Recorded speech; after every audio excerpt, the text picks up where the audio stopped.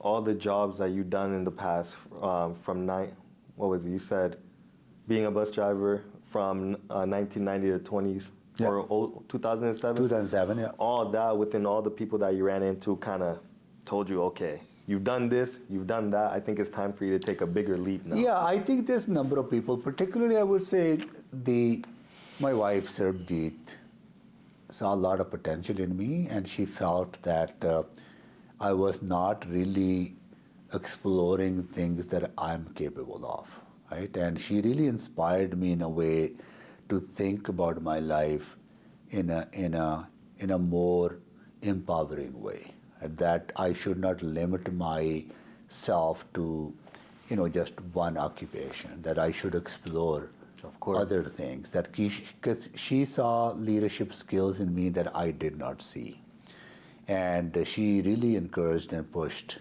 hard for me to,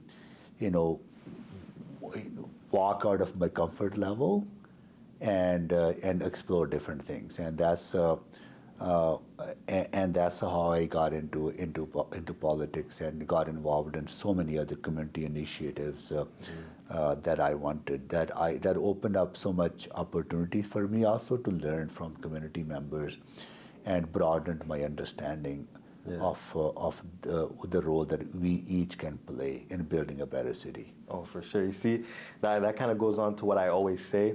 For every strong man, there's a stronger woman behind him. Mm-hmm. So it seems as though it was your lady that gave you that motivational push that you needed. Absolutely. Telling you that you could do all sorts of things, and obviously it's showing.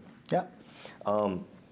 Being in the world that you're in right now as a mayor, my question, I love talking to someone that's a visible minority, a person of color.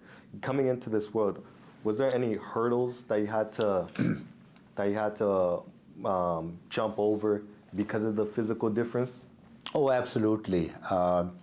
Running for public office and coming from a racialized background, it is more difficult than I thought it would be. I had to work hardest and longer hours than other candidates did, and I had to knock on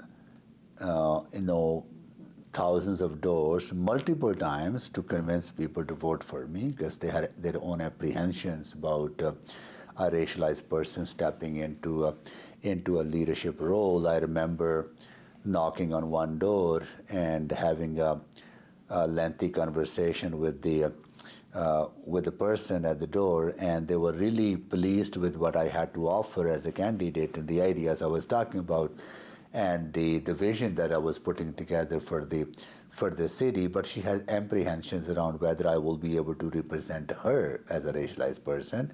And she posed that questions to me, saying, look, I like what you have to offer, what your ideas are, but I want you to know, would you be able to represent me beyond your own community? Right? And that wasn't the first time I received that question. Some people verbalize that question, some won't. But I knew that question was on a lot of people's mind. Mm-hmm. So when I got elected in 2007, I had to work really, really hard to prove to the rest of the community, that I can work on everyone's behalf, that I can be represented for everyone, that I can use my own personal experience.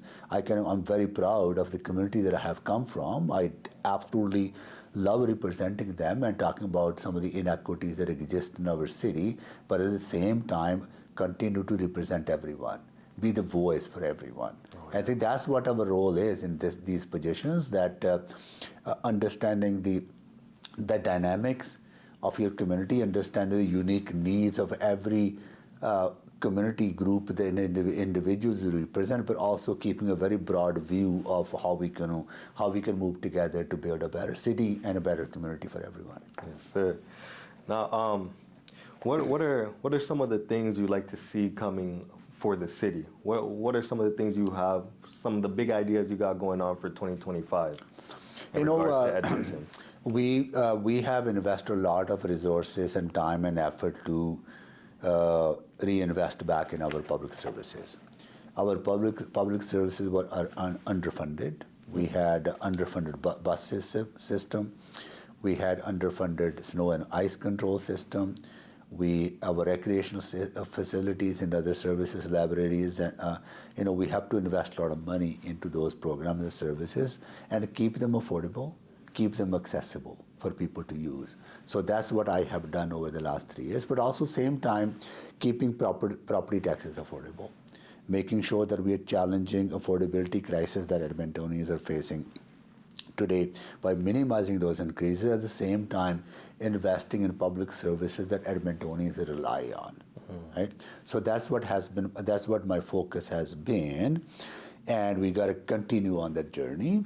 And we also need to make sure that we're building a very strong foundation, financial foundation for future successes, that we are not making short-term decisions, but we're making long-term decisions that allow our communities to continue to flourish, have good, well-paying middle-class jobs, economic growth opportunities for people to grow their business, set up their businesses in Edmonton. And that's the vision that I have for the city that we want to continue on. Excellent. I like that. So far, since you've been in office, since 2021, what would you say from 2021 up to this very day, as of right now, what would you say some of your biggest accomplishments are? Number of them. For example, I'm very proud of the investments that we're making in public services and keeping them affordable. I'm also very proud of some of the infrastructure we're building. We are renewing our neighborhoods, maintaining our existing infrastructure. I'm very proud that Edmonton is building more homes compared to any other major urban center in Canada. Mm-hmm. We're building more homes, we're building them faster. And we're keeping our housing affordability. I'm very proud that finally we opened up the 50th Street and 82nd Avenue rail crossing intersection where, a lot of traffic would get stuck because of the train crossing. Now we have built an overpass. That's going to help 35,000 trips every day that no longer will be stuck by the train or stopped by the train. So those are the investment I'm very, very proud of. Yeah, I like that. I could see that too, because I remember one day on my way to work, I randomly just saw kind of a bridge just randomly being built. So I started asking around, what's going on here? What's going on? I did some research, and exactly what you said. I'm like, okay, that makes sense. And it does help, because those few minutes of saved times could make a big difference in whoever's day, time, life, whatever the case may be. Absolutely. Oh, yeah. With your position, I assume it's very, in my mind, the politic world is a very difficult world, because no matter who you're talking to, you're wrong in somebody's opinion, somebody's eyes. How do you, I guess what I'm trying to ask is, has there ever been times where you're out and about in public and someone who doesn't agree with your way of viewing things approach you? And if they do, how do you react to that?